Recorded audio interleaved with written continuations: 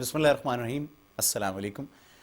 یار بھائی کلان اسٹوڈیوز سے کہے فقیر کے تاجرین پروگرام کے ساتھ فرحان اسلم آپ کو خوش آمدید کہتا ہے. امید کرتے ہیں کہ آپ سب بالکل ٹھیک ہوں گے اللہ تعالیٰ کے فضل و کرم سے، اور معمول ہمارا ساتھ دے رہے ہیں اس پروگرام میں. اور اب تو کئی پروگرام گزر گئے اور یقیناً بہت سے دوست جو ہمارا ساتھ دیتے ہیں اس پروگرام کی نوعیت سے، اور اس پروگرام کا جو مواد اس میں ہم آپ کی خدمت میں پیش کرتے ہیں اس سے بخوبی واقف ہو چکے ہوں گے. لیکن نئے دوستوں کے لیے میں بتاتا چلوں کہ یہ پروگرام روحانیت کے حوالے سے ہے. فقیری اسلام میں اس کا بھی اپنے ایک جگہ ہے، خصوصاً برصغیر پاکستان کے مسلمانوں کی زندگی میں اس کی بہت بڑی جگہ ہے. اس پہ گفتگو ہوتی ہے، روحانیت کے حوالے سے آپ کے سوالات کے جوابات دیے جاتے ہیں، اور ہم اسلام کی بہت سی ایسی باتوں کو جن کو ہم مزید جاننا چاہتے ہیں ان کے بارے میں جاننے کی کوشش کرتے ہیں، اور اس سب باتوں کے بارے میں ہمیں آگاہی دیتے ہیں. جناب سرفراز شاہ صاحب ہمارے تشریف فرما ہے. شاہ صاحب ایک بہت بڑا نام روحانی حلقوں کا پاکستان اور برطانیہ اور یورپ میں، ہزاروں عقیدت مند شاہ صاحب کے مریدین، ان کے چاہنے والے، ان سے محبت کرنے والے. شاہ صاحب ظاہر ہے نام سے جیسے کہ آپ کو علم ہے سید ہیں، اللہ تعالیٰ نے انہیں خانوادہ رسول میں پیدا فرمایا ہے اور روحانیت کا ایک بلند درجہ عطا فرمایا ہے، اور ہمارے ساتھ تشریف فرما ہوتے ہیں. آج بھی شاہ صاحب ہمارے ساتھ تشریف فرمائے، خوش نصیبی ہے ہماری. خوش آمدید کہیں گے شاہ صاحب کو. السلام علیکم شاہ صاحب. وعلیکم السلام. شاہ صاحب بہت مشکور آپ تشریف لائے ہمارے ساتھ. بہت سے سوالات ہمارے پاس آتے رہتے ہیں، میں اس کے بارے میں بھی تھوڑی سی وضاحت کرنا چاہوں گا، لیکن شاہ صاحب سے پہلے میں سوال بریک کے بعد ہم اس بارے میں مزید تفصیل کچھ تھوڑی سی آپ کو بتائیں گے. بہت سے سوال ہمیں ذاتی نوعیت کے بھیجتے ہیں، ان کے بارے میں شاہ صاحب کا کیا حکم ہے میں وہ بھی آپ کی خدمت میں ضرور گوش گزار کروں گا. چند پروگرام قبل ہم بات کر رہے تھے دعا کے حوالے سے. جو عمومی گلا ہم کرتے ہیں جو یقیناً درست نہیں ہوتا کہ ہماری دعا قبول نہیں ہوتی، اور ہم بہت دعائیں کرتے ہیں اور دعا سنی نہیں جاتی. کیا وجہ ہے شاہ صاحب؟ یہ گفتگو ہم کر رہے تھے لیکن بات پوری نہ ہو پائی ہمارے ایک پروگرام میں، اور پھر دوستوں نے اس جانب ہماری توجہ دلائی. دعا قبول ہوتی ہے اور کیوں نہیں ہوتی اگر نہیں ہوتی جیسا ہم سمجھتے ہیں بعض اوقات اس بات کو، اور کون سا ایسا طریقہ ہے کہ جس سے دعا اللہ کے نزدیک زیادہ مقبول ہے؟ دعا کرنے کے طریقے کے بارے جی میں نے عرض کیا تھا اس پروگرام میں جی کہ دعا اس انداز میں کی جائے کہ انسان کی زبان، انسان کا ذہن جی اور انسان کا دل تینوں پوری طرح سے متوجہ ہوں رب کی طرف، ٹھیک ہے. رجوع کیا. جی جب اس کنسنٹریشن کے ساتھ دعا کریں گے تو دعا جلد قبول ہوتی ہے. صحیح. کتابوں میں جگہ جگہ بیان کیا ہوا ہے کہ لقمہ حرام کھانے والے کی دعا قبول نہیں ہوتی. ٹھیک ہے.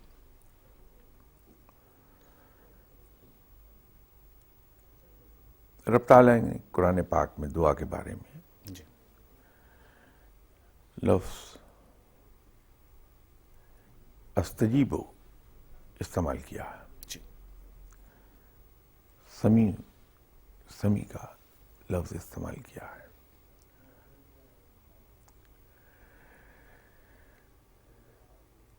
دعا قبول ہو جاتی ہے، صحیح.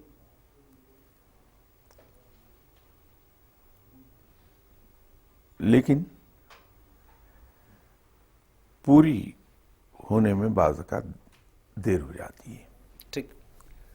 انسان چونکہ بنیادی طور پر بے صبر ہے تو یہ سمجھتا ہے میری دعا قبول ہی نہیں ہوئی. ٹھیک ہے. اللہ دعائیں سن لیتا ہے، صحیح. انہیں قبول فرما لیتا ہے، صحیح.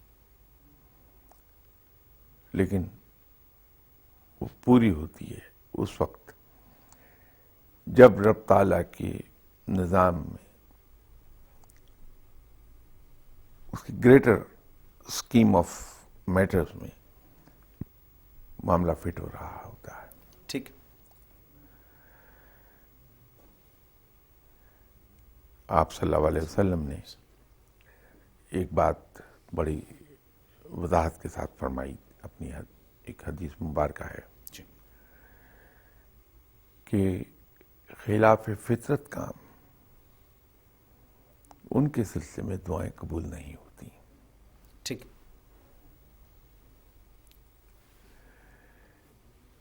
آپ صلی اللہ علیہ وسلم ہی نے ایک موقع پر ارشاد فرمایا تھا آسمان تک کا فاصلہ 500 سال کی مسافت کے برابر ہے. ٹھیک ہے. پھر ایک آسمان کا دوسرے آسمان کے درمیان جو فاصلہ ہے وہ 500 سال کا ہے. صحیح.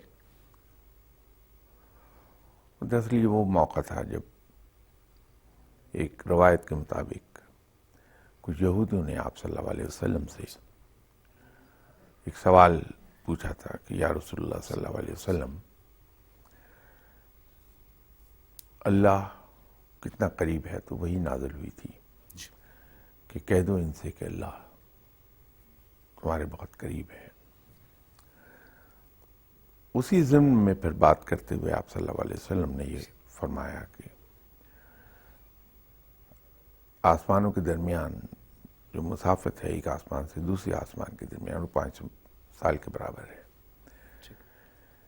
مسافت 500 سال کے برابر ہے، لیکن اللہ تعالیٰ تک دعا سیکنڈ کے فریکشن حصے میں پہنچ جاتی ہے. ان فریکشن آف اے سیکنڈ دعا رب تعالیٰ تک جاتی ہے، رب تعالیٰ اسے قبول فرما لیتا ہے. ہم نادانی میں بعض قط ایسی دعائیں کر رہے ہوتے ہیں جو در حقیقت بظاہر تو وہ ہمارے فائدے میں، ہماری عقل کہتی ہے کہ یہ اگر ہو جائے تو اچھا ہوگا، لیکن در حقیقت وہ ہمارے فائدے میں نہیں ہوتی. اس کا انجام ہماری مرضی کے مطابق نہیں نکلنا ہوتا. رب تعالیٰ چونکہ بڑا رحیم و کریم ہے، اپنے بندوں کی بہتری چاہتا ہے، ان کے لیے بہتری کے سامان پیدا کرتا ہے، تو رب تعالیٰ ایسی دعائیں قبول نہیں فرماتا. ہم اسی شکوے میں رہتے ہیں کہ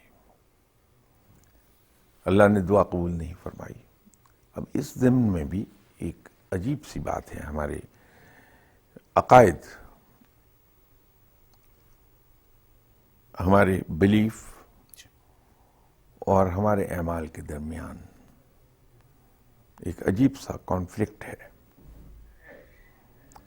یہ تنقید نہیں کر رہا، میں ایک نقطے کو واضح کر رہا ہوں کہ دعاؤں کے قبول ہونے میں، اس کے پوری ہونے میں جو وقت لگ جاتا ہے وہ کیا کیا ہوتا ہے. ہم مسلمان ہیں الحمدللہ، ہمارا ایمان یہ ہے کہ یہ رب ہی ہے جس کو یہ معلوم ہے کہ ہمارے حق میں کیا اچھا اور کیا برا. صحیح. یہ رب ہی ہے جو قدرت والا ہے اور وہ تمام فیصلے اپنی مرضی کے مطابق کرتا ہے. اس کو کوئی شخص مجبور نہیں کر سکتا کہ فیصلہ کیا ہونا چاہیے. یہ رب ہی ہے جو ازل سے ابد تک کے معاملات کو جانتا ہے. بالکل صحیح. ہم جب دعا مانگتے ہیں تو رب سے کہتے ہیں کہ یا باری تعالیٰ تو سب سے زیادہ زبردست ہے، تو سب سے زیادہ قدرت والا ہے، صحیح. تو بہت رحیم و کریم ہے، اور ہمیں پورا یقین ہے کہ تو کبھی ایسا کوئی فیصلہ نہیں کرتا جو تیرے بندوں کے حق میں نہ ہو. یہ تو ہی ہے جسے یہ بہتر پتا ہے کہ میرے لیے کیا اچھا کیا برا. یہ سب کہنے کے بعد فوراً ہم اس کو یہ سجیسٹ کر رہے ہوتے ہیں کہ یا اللہ تو ہماری ٹرانسفر فلاں جگہ سے فلاں جگہ کر دے. اب ایک طرف تو ہم یہ کہہ رہے ہیں کہ یہ صرف تو ہے جو بہتر جانتا ہے کہ ہمارے لیے کیا اچھا کیا برا، اور ہم یہ بھی اس کے حضور عرض کر رہے ہوتے ہیں کہ یہ ہمارا ایمان ہے کہ تو کبھی ایسا کوئی کام نہیں کرے گا، تیرا کوئی ایسا فیصلہ نہیں ہوگا جو تیرے بندوں کے حق میں نہ ہو، اس لیے کہ یہ تیری شان رحمانی، تیری شان کریمی ہی ہے. بالکل صحیح. جب دعا کوئی پوری نہیں ہوتی تو ہم مایوس ہونے لگتے ہیں، بالکل صحیح. ہمیں گلے شکوے پیدا ہوتے ہیں.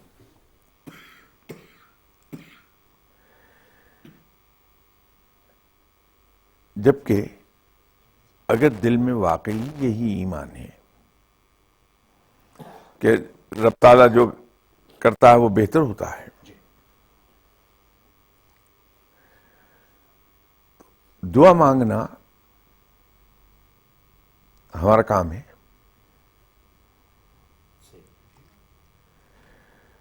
قادر مطلق ہونے کے صدقے، قادر مطلق باورچو آف بینگ قادر مطلق، یہ رب کا کام ہے کہ وہ دعا کو قبول کرے یا کسی دعا کو رد کر دے. وہ مالک ہے. ہمیں تو یہ صرف دیکھنا ہے کہ جو ہمارے ایمان کا حصہ ہیں، جو باتیں ہم صرف اس کے مطابق چلیں. رب جو کرتا بہتر کرتا، یہ ہمارا ایمان کا حصہ ہے. تو جب دعا کوئی قبول نہیں ہوتی تو بجائے ہم مایوس ہوں، ہم یہ ایمان رکھیں کہ یہ ہمارے حق میں بہتر نہیں تھا. شاید میں نے کسی پروگرام میں ایک بات عرض کی تھی کہ جناب حضرت علی کرم اللہ وجہہ نے فرمایا کہ جب رب تعالیٰ میری کوئی دعا پوری کر دیتا ہے تو میں سجدہ شکر ادا کرتا ہوں، اور جب میری کوئی دعا قبول نہیں ہوتی، پوری نہیں ہوتی، تو بھی میں سجدہ شکر ادا کرتا ہوں. بالکل صحیح. پوری ہونے پر سجدہ شکر اس لیے کہ یا باری تعالیٰ تو کتنا رحیم و کریم ہے کہ تو نے میری درخواست سن لی اور اپنی رحمت کے صدقے مجھے عطا کر جو کچھ میں نے مانگا. لیکن جب دعا پوری نہیں ہوئی تو بھی سجدہ شکر بجا لائے حضرت علی کرم اللہ وجہہ. وہ اس وجہ سے کہ یا اللہ تو بہتر جانتا ہے کہ میرے لیے کیا اچھا کیا برا. میں ایک نقصان دہ دعا مانگ رہا تھا جسے تو نے اپنی رحمت کے صدقے پورا نہیں کیا اور مجھے اس نقصان سے بچا لیا. اس پر میں تیرا شکر ادا کرتا ہوں. بالکل صحیح. یہ رویہ ہے جو ایک مسلمان کا ہونا چاہیے. بالکل صحیح جناب. گفتگو ہو رہی ہے جناب سرفراز شاہ صاحب سے کہ فقیر پروگرام آپ کی خدمت میں پیش کیا جا رہا ہے. میں ہوں فرحان اسلم. بہت سارے دوست ہمیں ذاتی نوعیت کے کچھ سوالات بھجواتے ہیں اور کچھ پروگرام سے ہم نے شامل بھی کیا ان سوالات کو، لیکن شاہ صاحب کا حکم ہوا کہ بہت سے ذاتی نوعیت کے سوالات ہیں اور ظاہر ہے بہت سی آپ کی ایسی باتیں جو آپ کی ذات سے متعلقہ ہیں، جب ہم ٹیلی ویژن پر بیٹھ کے اگر ہم گفتگو کریں گے اس بارے میں تو ظاہر ہے کہ وہ آپ کی ذات تک بات نہیں رہے گی اور ذات سے ظاہر ہے کہ باہر چلی جاتی ہے. سو اس بات کو، آپ کی پرائیویسی کو مد نظر رکھتے ہوئے شاہ صاحب نے حکم فرمایا کہ آپ شاہ صاحب کو ڈائریکٹ اگر سوال بھیجنا چاہتے ہیں تو ویب سائٹ ہے www.kalander.org QALANDER.org. اس پہ آپ ویب سائٹ پہ لاگ ان کیجئے، دعا کا ایک سیکشن ہے، وہاں پہ جائیے اور وہاں پہ اپنے سوالات شاہ صاحب کی نظر کر دیجئے اور انشاءاللہ تعالی وہیں سے آپ کو ان سوالات کا جواب دے دیا جائے گا، بجائے اس کے کہ آپ کی ذاتی نوعیت کی باتیں ہم اس پروگرام میں بیٹھ کر ڈسکس کریں. اس کے علاوہ کوئی بھی علمی نوعیت کا سوال، جنرل جو کوسچنز ہیں جس سے آپ کے ہمارے علم میں اضافہ ہوتا ہو، آپ ضرور ہمیں بھجوائیے. حسب معمول شاہ صاحب کی گوش گزار ہم کرتے رہیں گے اور شاہ صاحب ان سوالات کا جواب عنایت کرتے رہیں گے. ابھی ہم بات دعا کے حوالے سے کر رہے تھے اور آپ نے فرمایا کہ جو بھی ظاہر ہے کہ ہم دعائیں کرتے ہیں، لقمہ حرام کی بات ہوئی کہ جو انسان ظاہر ہے کہ حلال سے ہٹ کر جو آمیزش ہو جاتی ہے دعا قبول نہیں ہوتی. یہاں یہ بات میں جاننا چاہوں گا، ہم لوگ جو باہر رہتے ہیں پاکستان سے، سودی نظام ہر چیز میں ہے، گھر مارگیج اگر کرائیں کیش پہ لینا ظاہر ہے بیشتر لوگوں کے لیے بہت مشکل کام ہے. اب جا کر کہیں اسلامک فائنینس کے حوالے سے چند بینک یہ دعویٰ کرتے ہیں کہ وہ دیتے ہیں، وگرنہ جس نے بھی آج تک گھر لیا اس میں انٹرسٹ انوالو ہے. اگر کسی بھی وجہ سے اوور ڈرافٹ ہو گیا بینک آپ کا تو اس پہ بھی آپ کو سود دینا پڑ گیا، مالی مسائل کی وجہ سے، کس مشکلات کی وجہ سے، کارڈز کے اوپر سود کا ایک سلسلہ ہے جو ہم نے شاید اس کو بغیر سوچے سمجھے یا اس کو مان لیا ہے کہ یہ ہماری زندگی کا ایک حصہ ہے. ہمارے لیے کیا حکم ہے اس سارے معاملے کے اندر؟ گھر لینا ہے تب بھی، خدا نخواستہ کہیں تھوڑی رقم کی ضرورت پڑ گئی تب بھی، اس بارے میں آپ کچھ تھوڑی سی وضاحت فرمائیے. رب تعالی نے انسان پر صرف اسی قدر بوجھ ڈالا ہے جی جس قدر وہ برداشت کر سکے. صحیح. قرآن پاک میں کچھ صورتیں ایسی ہیں جو بینات ہیں. جی ہر چیز کھلی بیان کرتی. ٹھیک ہے. کچھ صورتیں ہیں جو مشابہات. جی ان صورتوں کے اندر جو معاملات ہیں، جو بینات کے زمرے میں آتی ہیں صورتیں، جی ان پر احکامات بہت واضح ہیں. ٹھیک ہے. ان احکامات پر کوئی دوسری رائے ہو ہی نہیں سکتی. صحیح. جو چیز اللہ نے حرام قرار دے دی ہے وہ حرام ہے. ٹھیک ہے. جو چیز اللہ نے حلال قرار دے دی وہ حلال ہے. ہر صورت. ٹھیک. تاہم اللہ تعالیٰ نے انسان کی فطرت کی کمزوری کو سامنے رکھا ہے. جیسے رب تعالیٰ نے اجازت دی جی شراب، وہ جان بچانے کے لیے پینا ضروری ہو جائے تو صرف اسی قدر پی جائے جس سے جان بچ جائے. ٹھیک ہے. اپنے عقیدے کے بارے میں اقرار و انکار پر پابندی ہے کہ انسان اگر مسلمان ہے تو اپنے آپ کو غیر مسلم نہیں کہہ سکتا. ٹھیک ہے. یہ انکار پر بڑی سخت پابندی ہے. جی لیکن اگر جان بچانے کے لیے ضروری ہو جائے تو بحالت مجبوری انسان کو جی یہ کہہ دیا گیا کہ اس وقتی مصلحت کے تحت جان بچانے کے لیے کہہ دیا جائے. ٹھیک ہے. لیکن کراہت ان دونوں صورتوں میں برقرار رہنی چاہیے. ٹھیک ہے. اگر انسان ایسی جگہ رہ رہا ہے جی جہاں پہ اس کے لیے ایک مجبوری بن گئی ہے، جی اس کے بغیر وہ زندہ رہ نہیں سکتا، تو پھر کراہت کے ساتھ صرف اسی قدر ایسی کسی چیز میں انوالو ہو جایا جائے جی جس سے اللہ نے منع فرمایا ہے، لیکن کراہت کے ساتھ، ٹھیک ہے. اور صرف اسی قدر جس قدر کی انتہائی ضروری ہے. بالکل ٹھیک ہے. بالکل ٹھیک ہے. سودی نظام نے پوری دنیا کو اپنے چنگل میں لیا ہے. انسان لاکھ بچتا رہے، کسی نہ کسی رنگ میں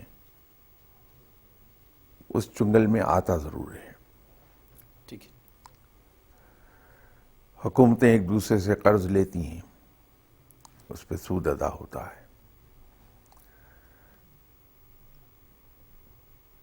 کراس بارڈر ٹریڈ کے اندر سود انوالو ہو جاتا ہے، جی چاہے کوئی کر رہا ہو، ٹھیک ہے. انڈیویجول یا اسٹیٹ. تو اس سے کراہت انسان کے دل میں رہنی چاہیے کہ یہ غلط ہو رہا ہے، یہ غلط کر رہا ہوں، جی اور اس سے بچنے کی ہر ممکن کوشش کی جائے. بالکل ٹھیک ہے. رب تعالیٰ نے انسان کو بحالت مجبوری کچھ چیزوں میں اجازت تو دی ہے، ٹھیک ہے. اور یہ بھی ایک رب تعالیٰ کی عنایت کا مظہر ہے جی کہ پروردگار نے اسلامی بینکنگ سسٹم کو جی اتنی تیزی سے رائج کیا ہے کہ وہ مڈل ایسٹ، گلف، یورپ بڑی تیزی سے پھیل گیا ہے. تو وہ مسلمانوں کی زندگی آسان ہوتی جا رہی ہے. ٹھیک ہے. بالکل ٹھیک ہے. چلو شاہ صاحب، دوسرا مسئلہ اس حوالے سے میں ایک اور سوال ضرور جاننا چاہوں گا. تصاویر گھر میں اب کامن ہیں ہو گئی ہیں بیشتر گھروں کے اندر. بعض صاحبان عقیدت سے اپنے پیروں کی جس کو بھی وہ چاہتے ہیں ان کی تصاویر لگاتے ہیں. تصاویر کا کیا مقام ہے؟ لگانی چاہیے نہیں لگانی چاہیے؟ اس پہ جب منع کیا ہے جی تو منع ہے، اس پر بات کرنے کا سوال ہی نہیں کوئی. جی بات یہ ہے کہ رب تعالیٰ نے ایک بات سے منع کیا جی کہ اگرچہ تم گناہ نہ کرو لیکن اس جگہ بھی نہ جاؤ جہاں گناہ ہوتا رہے، ٹھیک ہے. گناہ ہو رہا ہو. اس میں حکمت ہے کہ گناہ کی ابتدا ہمیشہ اسی طرح ہوتی ہے کہ انسان یہ کہتا ہے کہ میں گناہ کروں گا نہیں، صرف تجربے کی خاطر میں اسے دیکھنا چاہتا ہوں کہ گناہ کیا ہوتا ہے. ٹھیک ہے. وہ صرف اس کی ایک جھلک دیکھنے کے لیے وہاں پہنچتا ہے، اگلی بار اسے ڈیٹیل میں دیکھنا چاہتا ہے کہ میں اس کے بارے میں اور علم اکٹھا کروں تاکہ میں گناہ کے قریب نہ جاؤں. ٹھیک ہے. خیال یہ ہوتا ہے. پھر وہ اس کا ذائقہ چکھنا چاہتا ہے کہ میں گناہ سے بچا رہوں گا اگر مجھے یہ پتہ لگ جائے کہ یہ گناہ کس طرح ہوتا ہے، کیسے ہوتا ہے، کیوں ہوتا ہے. تو وہ ایک قدم اور آگے چلا جاتا ہے حتیٰ کہ پوری طرح گناہ میں داخل ہو جاتا ہے. ٹھیک ہے. تصاویر سے منع کیا گیا کہ یہ تصاویر آہستہ آہستہ بت پرستی کی طرف انسان کو لے جائیں گی. کوئی بھی صاحب ہوں ان کی تصویر لگانا مناسب نہیں ہے، ٹھیک ہے. خاص طور پہ عقیدت کی وجہ سے. جی اسلام میں ہاتھ کو چومنا ثابت ہے. ٹھیک ہے. ایک صحابی نے جب صحابہ کرام میں آ کے یہ اعلان کیا تھا کہ صاحبوں میں نے اس ہاتھ سے آپ صلی اللہ علیہ وسلم کے دست مبارک پر بیعت کی تھی، تو صحابہ نے ان کے ہاتھ کو چوما تھا. ٹھیک ہے. لیکن یہ یاد رکھیے کہ انسان عذرائے احترام ہاتھ کو چومتا چومتا تعظیمی سجدے تک چلا جاتا ہے، اور وہ تعظیمی سجدہ پھر اسے شرک کی طرف لے جائے گا. ٹھیک ہے. گھر میں ہم کسی کی تصویر عقیدت کے مارے لگاتے ہیں تو پھر ہم مشکل وقت میں اس تصویر سے باتیں کرنے لگتے ہیں. باتیں کرتے کرتے ہم اسلام سے دور ہوتے جاتے ہیں. ٹھیک ہے. کسی بھی چیز کو روکنے کے لیے وہ انگریزی میں جو کہا جاتا ہے کہ کسی بھی برائی کو شروع ہی میں روک دیا ہے، اٹ شوڈ بی نپڈ ان بڈ. ٹھیک ہے. تو ایسی کوئی ہم کام ہی نہ کریں جس میں اندیشہ یہ ہو کہ کل کو ہمیں یہ اس راہ پر لے جائے گا جو اسلام کے مطابق نہیں ہے. بالکل ٹھیک ہے. اس سے دور ہی رہا جائے. بالکل ٹھیک ہے شاہ صاحب. وقت ہوا ایک بار پھر ایک مختصر سے وقفے کا. وقفے کے بعد آپ کے خدمت میں حاضر ہوں گے. گفتگو جاری ہے جناب سرفراز شاہ صاحب سے کہے فقیر میں. ہمارا ساتھ دیجیے گا. ویلکم بیک، خوش آمدید کہیں گے ایک بار پھر آپ سب کو ہم کہے فقیر میں. میں ہوں فرحان اسلم اور آپ دیکھ رہے ہیں ARY اس وقت، اور میں لرنر اسٹوڈیو سے پروگرام میں آپ کی خدمت پیش کر رہے ہیں. سرفراز شاہ صاحب تشریف فرمائے ہمارے ساتھ. بہت بہت مشکور شاہ صاحب کے ہمارے ساتھ دے رہے ہیں. بریک سے قبل گفتگو ہو رہی تھی کچھ تصاویر کے حوالے سے کہ گھروں میں جو تصاویر ہم لگا لیتے ہیں اپنی بھی اور جن سے محبت کرتے ہیں ان کی بھی، ان کا کیا اسٹیٹس ہے. اور شاہ صاحب نے فرمایا کہ جو منع ہے وہ منع ہے. اس کی وجوہات بھی ہیں جو شاہ صاحب نے بیان فرمائی. شاہ صاحب ایک اور بات، ہمارے کانسیپٹ بہت ہے یہاں پر، میں پوچھنا چاہوں گا حج کے حوالے سے. ہمارے بہت سارے بزرگ حضرات، میں نے نارملی عمر رسیدگی میں جا کر ہی ہم حج کرتے ہیں، اور توجیہ اس کی یہ دی جاتی ہے کہ تمام ذمہ داریوں سے ہم بری ہو جائیں تو پھر جا کر حج کیا جائے. بعض کہتے ہیں بچیوں کی شادیاں نہیں کی اب تک، اس وجہ سے حج پہ میں نہیں جا رہا، یا قرض ہے میرے سر پر. قرض کیونکہ جیسے اب ہم نے بات کی یہاں پر مارگیجز ہیں وہ تو 30-30 سال چلتی ہیں. سو کیا اس میں آپ فرمائیں گے حج کے لیے کیا انتظار کرنا مناسب ہے، اور اگر قرض ہے سر پر تو حج کے لیے نہیں جانا چاہیے؟ تو ذاتی طور پر تو میں یہ چاہوں گا کہ میں کم عمری ہی میں چلا جاؤں گا، نوجوانی میں، یا نوجوانی میں نہ صحیح تو جوانی میں ضرور چلا جاؤں، ٹھیک ہے، تاکہ تمام جو ارکان ہیں آج کے ان کو میں خوش اسلوبی سے ادا کر دوں۔ ٹھیک ہے جی، باقی انسان کے ذاتی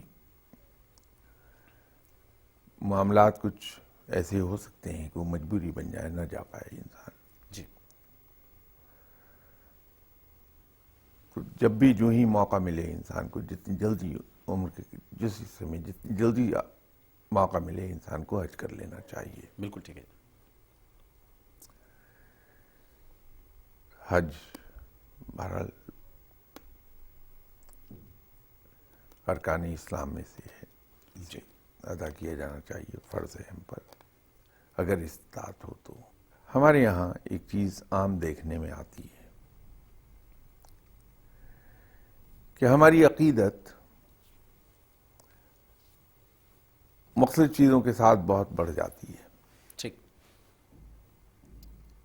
اور اس پروسیس میں اس کی روح سے دور ہٹتے چلے جاتے ہیں ہم، ٹھیک، عقیدت صحیح، اپنی عقیدت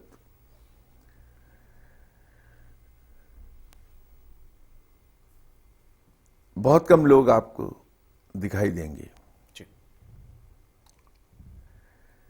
جو رب سے ملاقات چاہتے ہوں۔ خانہ کعبہ سے ملاقات تو خواہش ہر ایک کی ہے، خانہ کعبہ کی زیارت کی خواہش ہم میں سے ہر ایک کو ہے، بالکل ٹھیک، لیکن رب کعبہ کی زیارت کی خواہش بہت کم لوگوں کو ہے۔ صحیح، بی بی رابعہ بصری کے حوالے سے بہت سی حکایات پڑھنے کو ملتی ہیں، وہ حکایات ہی ہیں، جی ان کو حقیقی معاملات نہ سمجھا جائے، جی بلکہ ان حکایات کے اندر جو سبق پوشیدہ ہے جی، اس سبق سے فائدہ اٹھایا جائے۔ بالکل صحیح، بالکل صحیح،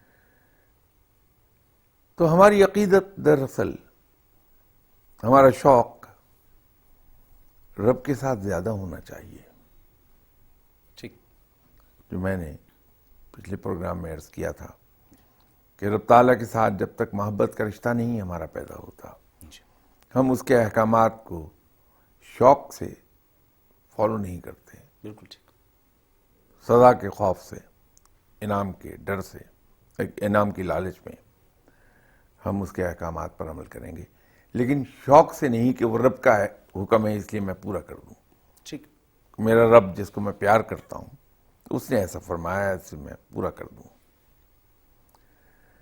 اتفاق ہے کہ بی بی رابعہ بصری صاحبہ کے ساتھ جیسی بھی حکایات جیسی ان سے منسوب کی گئی ہیں جی وہ سب کی سب ایسی ہیں۔ ایک پروگرام میں عبادت کے بارے میں ذکر ہو رہا تھا، جی تو ایک حکایت بی بی رابعہ بصری سے منسوب کی جاتی ہے کہ لوگوں نے دیکھا کہ بی بی رابعہ بصری ایک بازار میں دوڑی چلی جا رہی ہیں، ایک ہاتھ میں آگ ہے دوسرے میں لوٹا پانی کا، تو لوگوں نے پوچھا کہ بی بی صاحبہ کہاں کا قصد ہے؟ تو فرمایا کہ میں جہنم کی آگ بجھانے جا رہی ہوں، جس کے خوف سے لوگ عبادت کرتے ہیں، اور جنت کو پھونکنے جا رہی ہوں جس کے انعام میں لوگ عبادت کرتے ہیں، جس کے انعام کی لالچ میں لوگ عبادت کرتے ہیں۔ یہ حکایت ہے، ٹھیک، اس کا حقیقت سے کوئی تعلق نہیں ہے، ٹھیک، لیکن یہ جس صاحب نے بھی حکایت کو بنایا اور اس کو الفاظ دیے، کہنا وہ یہ چاہ رہے ہیں کہ رب تعالیٰ کی عبادت ہم کریں صرف اس لیے کہ رب لائق عبادت ہے، صحیح، نہ جہنم کے خوف سے کریں اور نہ جنت کے انعام کے لالچ میں کریں۔ بالکل ٹھیک، بالکل ٹھیک، بڑی ویلیویبل باتیں ہیں۔ تو ہمیں چاہیے کہ ہم پیار پالیں اپنے رب تعالیٰ کے ساتھ. بالکل جی، بالکل جی، صحیح فرمایا. اور جب رب کے ساتھ عقیدت بے تحاشا ہماری بڑھ جائے گی جی، تو ہم راہ راست پر خود ہی آ جائیں گے. صحیح فرمایا. حج بھی اسی رب نے فرض کیا ہے ہم پر، اس کی تعمیل بھی ہو جائے گی. بالکل ٹھیک ہے، بالکل ٹھیک ہے. شاہ صاحب ہمیں بہت سے سوالات اس حوالے سے تمام دوست بھجواتے ہیں. بچے یہاں پر 2-3 جنریشنز ہو گئیں، ماحول بہت ڈفرینٹ ہے. یہاں پر سوال پوچھنے کی بہت عادت ہے. کیوں ایک ایسا لفظ ہے جو بچے اکثر پوچھتے ہیں کہ یہ کام کیا جائے تو کیوں کیا جائے. اور جو فرما برداری کا ایک تصور ہمارے ہاں ملتا ہے یا اسلام میں ہے یا ہمارے کلچر میں ہے، وہ یہاں پر اب بہت کم ہوتا جا رہا ہے اور بچے اپنی منمانی کرتے ہیں. والدین کے حوالے سے کیا احکامات ہیں؟ میں ضرور چاہوں گا بہت سے نوجوان ہمارے سے شامل ہیں، اس حوالے سے ضرور بات ہو. اور کس حد تک حکم ہے ان کی بات کو ماننے کا یا سننے کا؟ آپ کے سوال کا جواب میں جی بعد میں دیتا ہوں، پہلے ایک عرض کر دوں جی ضرور. کہ ہم سوال سے گھبراتے کیوں ہیں. جی سوال سے آدمی صرف اس صورت میں گھبراتا ہے جب اس سبجیکٹ کے بارے میں اس کے پاس معلومات ناکافی ہوں. ٹھیک ہے جی. اگر ہمارے پاس معلومات موجود ہیں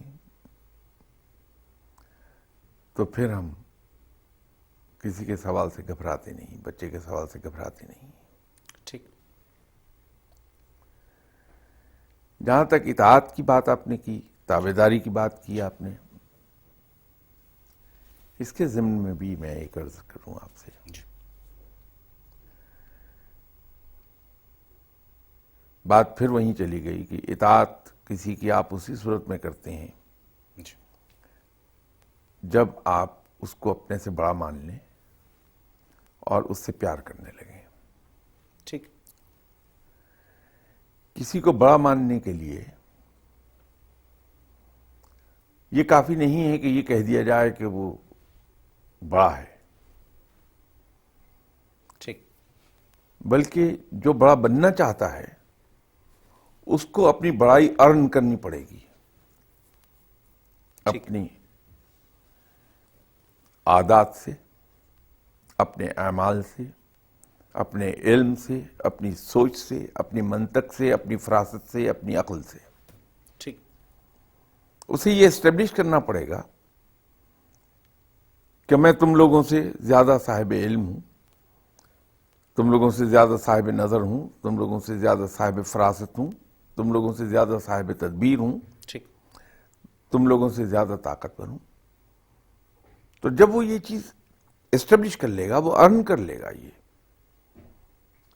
تو ہر کوئی اسے بڑا ماننے لگے گا اور اس کی تابعداری کرنے لگے گا. ٹھیک. ہمارے یہاں والدین یہی ایک بنیادی غلطی کرتے ہیں کہ بچے کی موجودگی میں وہ غیر محتاط ہوتے ہیں. ٹھیک. بچے کو وہ غیبت سے بچانا چاہتے ہیں کہ تم بیک بائٹنگ نہ کرو.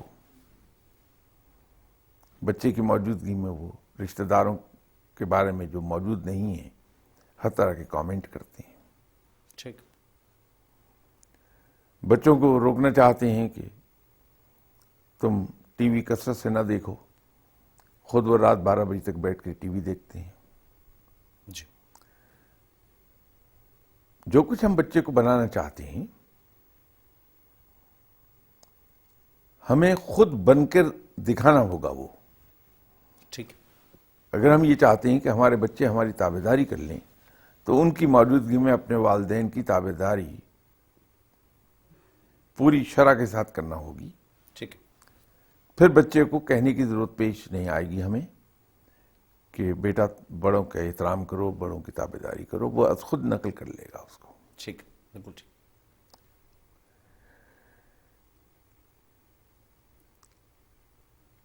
اسلام میں والدین کی فرمانبرداری اور اطاعت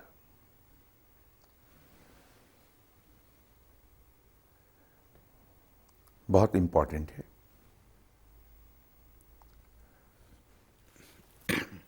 ماں باپ کو کوئی بھی سخت لفظ کہنے سے منع کیا گیا ہے، خاص طور پہ جب وہ بڑھاپے کی عمر کو آ جائیں. ماں باپ کی بات ماننے کا حکم دیا گیا ہے اس وقت تک جب تک کہ ان کے احکامات الہی سے ٹکراؤ میں نہ آ جائیں. اگر ماں باپ نماز سے روک لیں تو وہ بات ہمیں نہیں ماننی چاہیے. اگر ماں باپ شرک کے لیے کہیں تو ہمیں نہیں کرنا چاہیے. احکامات الہی سے جب تک وہ ٹکراؤ نہیں رکھتے ماں باپ کی اطاعت ہمیں ضرور کرنی چاہیے. لیکن بچوں کو الزام نہ دیں ہم. بچے اصل میں وہی کچھ ہیں جو ہم ان کے سامنے خود کرتے تھے. تو اگر بچوں کو ہم ایک خاص معیار تک لے جانا چاہتے ہیں، ایک خاص ڈھب پر ان کی تربیت کرنا چاہتے ہیں، تو ہمیں اپنے آپ کو اس سانچے میں ڈھال لینا چاہیے. بچہ آج خود ڈھل جائے گا. بالکل درست. اور اس ضمن میں ایک اور میں عرض کر دوں کہ ہمارے یہاں دو چیزیں، بلکہ انسانوں کے ساتھ سبھی جگہ یہ ہے، دو چیزیں بیک وقت چل رہی ہیں. ایک جو مذہب کرنے کو کہتا ہے اور دوسری کلچرل ویلیوز ہیں، ہماری معاشرتی ویلیو ہیں، سوشل ویلیوز. اور ایک عجیب بات ہے کہ انسانی معاشرے مذہب کی ویلیوز سے زیادہ کلچرل ویلیوز سے گورن ہوتے ہیں. ٹھیک.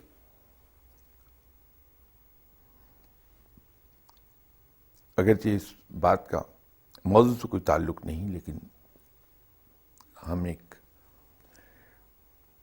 غیر ملک میں رہتے ہیں. یہاں ہمارا کردار،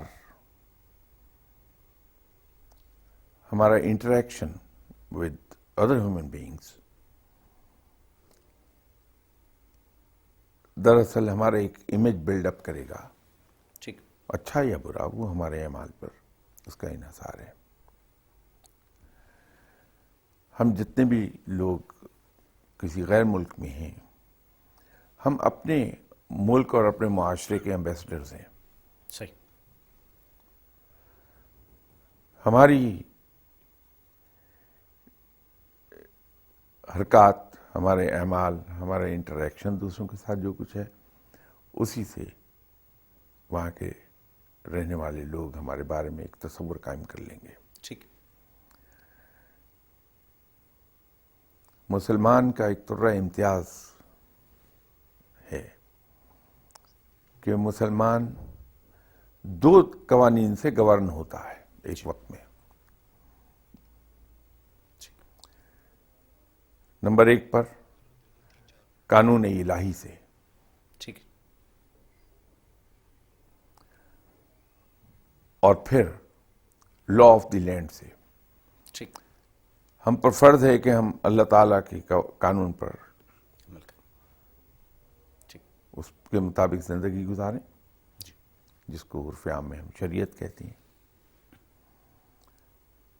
اور اس کے ساتھ ساتھ جس ملک میں ہم رہ رہے ہیں اس ملک کے قانون کی پابندی ہم کریں تا وقت کہ وہ شریعت سے ٹکرانے نہ لگے. ٹھیک. تو اگر ہم اس پر عمل کر لیں گے جو مسلمان پر فرض ہے، تو ہم جس ملک میں بھی جا کے رہیں گے وہاں ہماری عزت کی جائے گی. صحیح. جب اسلام انٹروڈیوس ہوا اس کی مخالفت بہت تھی. ٹھیک. جب حضرت عمر رضی اللہ تعالیٰ عنہ کا دور آیا تو ہماری فتوحات کی رفتار بہت تیز ہو گئی تھی. ٹھیک. روزانہ ہم 220 مربع میل کا علاقہ اپنی سلطنت میں شامل کر رہے تھے. آدھا فرانس ہمارے زیر تسلط تھا.